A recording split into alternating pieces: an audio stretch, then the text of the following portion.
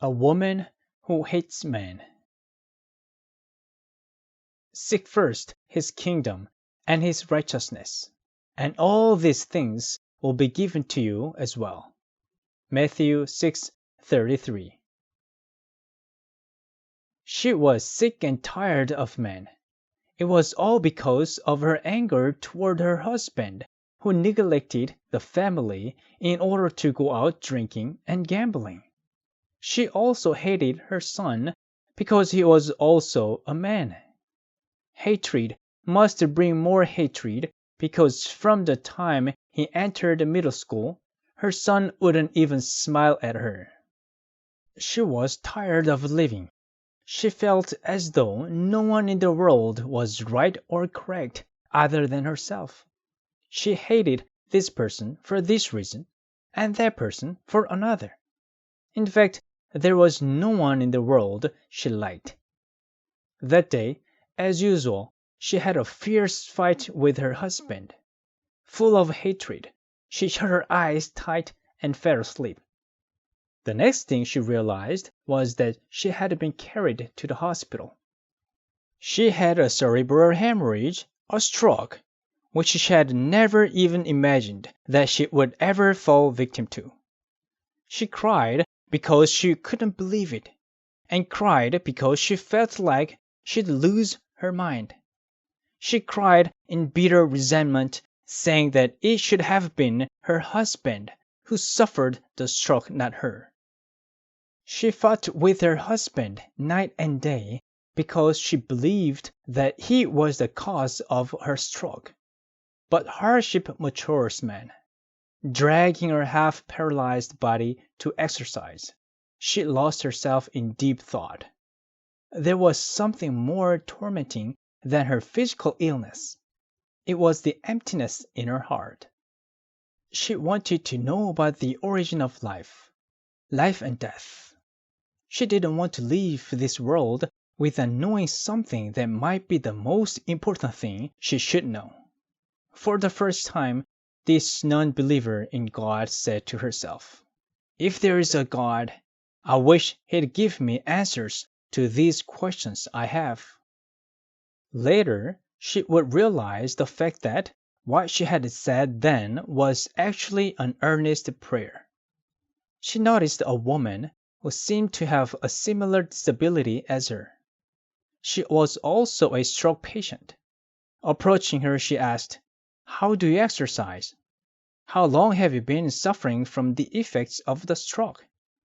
While asking these questions, she was surprised to find such a tranquil and peaceful look on the face of the woman.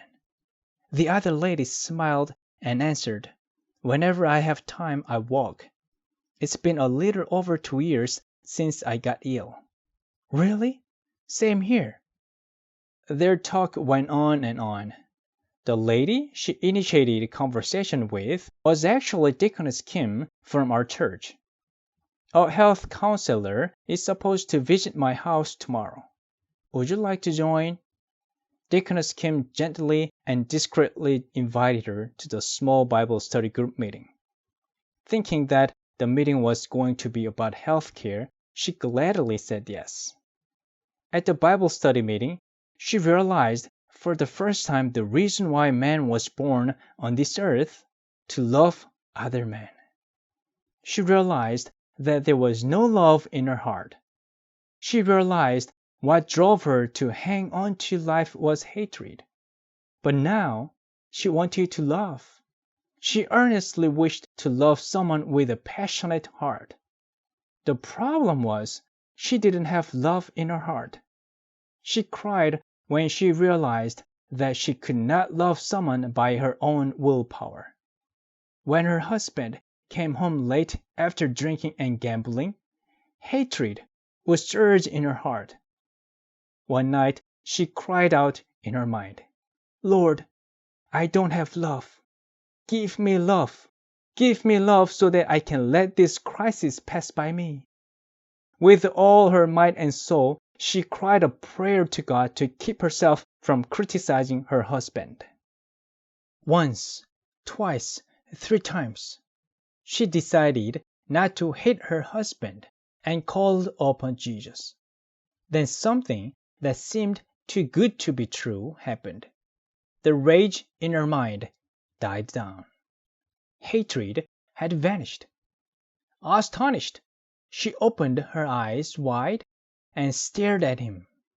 No matter how many times she looked at him, she didn't feel hatred toward him. She couldn't stand her son, who always lacked confidence and only sat in front of his computer night and day. Again, she remembered that there was no love in her heart. She made a firm decision to no longer meddle in or give unnecessary advice to her family members.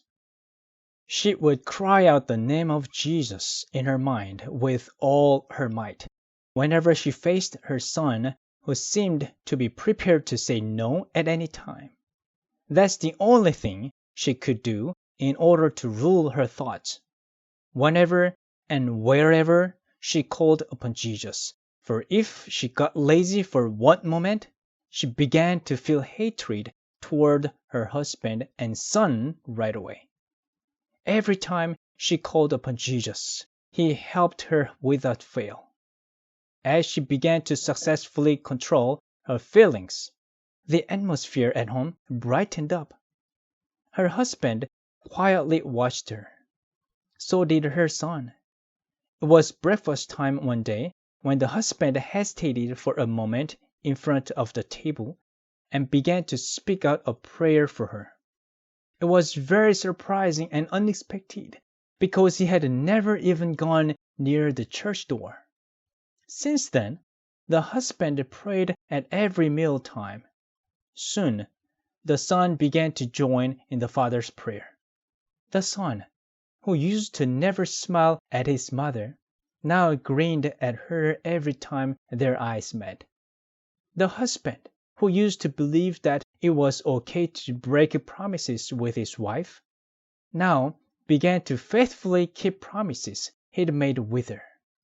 He also tried hard to quit drinking and gambling. Her son, who used to say no all the time, now said yes more than no. As her heart was filled with the love of Jesus, her family turned into a miniature heaven. She prayed like this: Jesus, if there is the slightest chance that I might turn away from you when I recover my health, then leave me as I am right now. If I can show much more of your love by recovering, then Lord, please heal me. What's important is not the matter of being healed or not, but my relationship with you, Lord. So please do as you will.